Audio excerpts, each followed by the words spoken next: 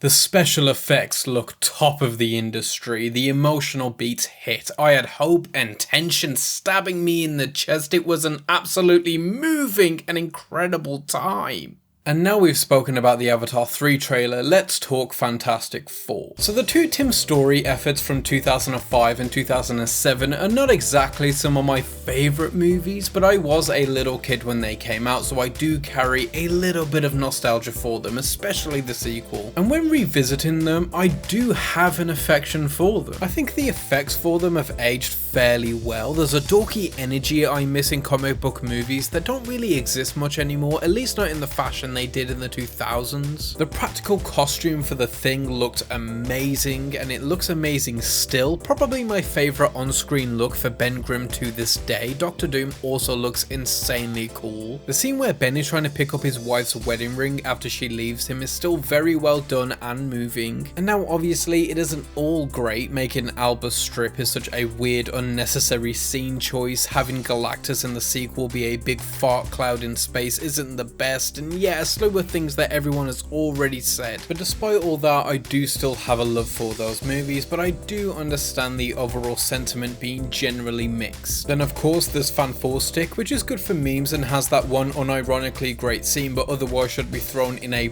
big fire. And lastly there's the unreleased 1994 movie that I actually had a video on until I got hit with the copyright strike and also the strongest of scary emails, and I had to get rid of that pronto. But I do hope you guys get to see that video at some point. Now before getting to the Fantastic Four first steps, I should also note that I am a pretty big Fantastic Four comic fan and I am not so much an MCU fan anymore. I have been very much dialed out of the whole thing for a few years now, and thus when I saw the trailer my expectations were very managed, but I was cautiously optimistic. The aesthetic looked cute, I felt happy they were including things like Herbie, which I went through the history of in my Lost F4 video, and I liked the cast. Pedro Pascal is a great actor despite the internet trying to now convince you he's not for some reason. I recently saw Vanessa Kirby in Eden, which was the first bit of exposure of her that I've had, and she was brilliant in it. Joseph Quinn has had a limited career so far, but it's been fun. He was great in last year's Gladiator 2, and of course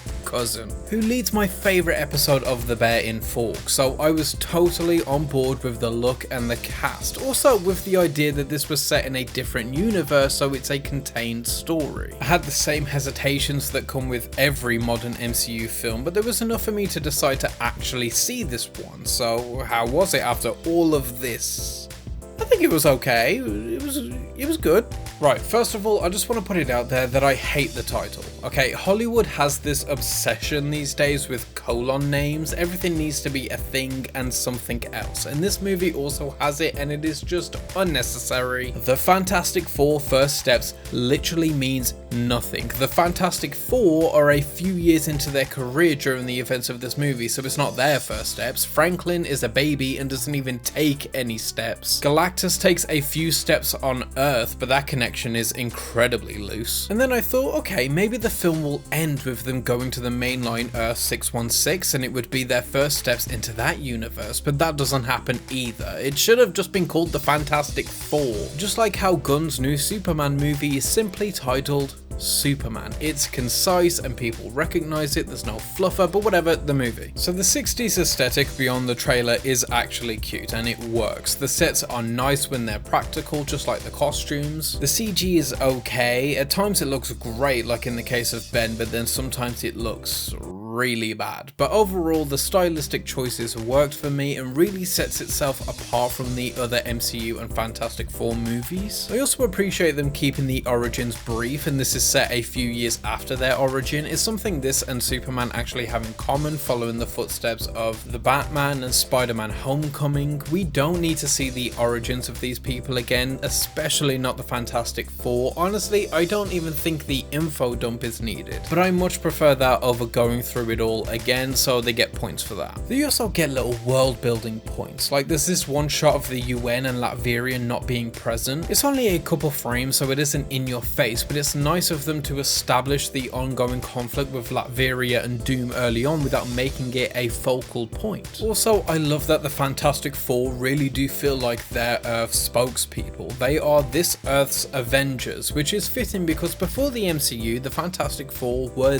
the Marvel superhero team and were for decades. Honestly, the Avengers were like a C team behind F4 and the X-Men, so I like that the film establishes the Fantastic Four as a real dominant presence in this world. And on that point, I like that this is set in its own universe, at least for this movie. I'm a fan of it being a contained story and you don't have to worry about any wider implications of anything that happens, because that's really become a plague on the modern MCU and has turned many people away from it, me included. It's not just that, but that's definitely a factor in it. Oh, and I also love that the Silver Surfer actually surfs in this movie. I've not seen anyone mention this, and she does it a lot. She even surfs on like lava fire at one point. It's so sick and easily one of the highlights of the movie. And I think this film initially has an interesting design and approach to its story. It feels unique and unburdened by the typical MCU-isms, but the film does slowly turn into trailer shots and the typical MCU formula, and by the middle point it dives into being your typical Marvel movie, which is disappointing. And what's also disappointing is that there's no real standout performance. Vanessa Kirby is doing the best, but she's also given the most, so it seems a bit unfair to say that. Pedro does pretty good when his character has something interesting to do or say, but that isn't really a lot. He's great in this one emotional scene in the third act, and it honestly nearly works as a whole, but then it cuts to Johnny on the greenest of screens that could rival this shot in No Way Home, and it completely sucked me out of the moment. It looked awful. Another weird detail I didn't really notice until afterwards when I was thinking about it, but nobody really gets called their superhero names either. And I get it, we want to establish these characters as people, and we spend all of the time with them specifically, so they refer to each other as their real names, but it just feels weird that someone who is completely unfamiliar with the group could see this as their first exposure and come out of the film not knowing what each of the heroes' names were. I'm sure it's in there somewhere, but I don't even remember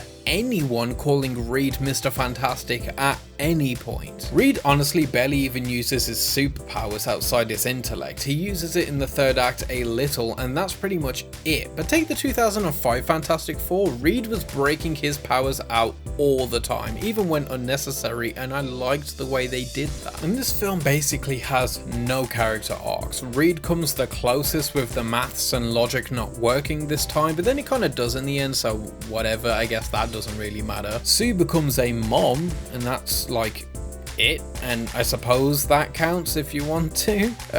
Johnny gets this language thing where he works out how to talk to the Silver Surfer in their native language to prove he's not really an idiot and he can contribute in terms of brains to the group, but the whole idea is just dumb. You can't really crack how to speak a language from using one phrase and then trying to apply that to a couple voice recordings you have, and even then it doesn't bring around any resolution to his character anyway, so I can't even consider it an arc.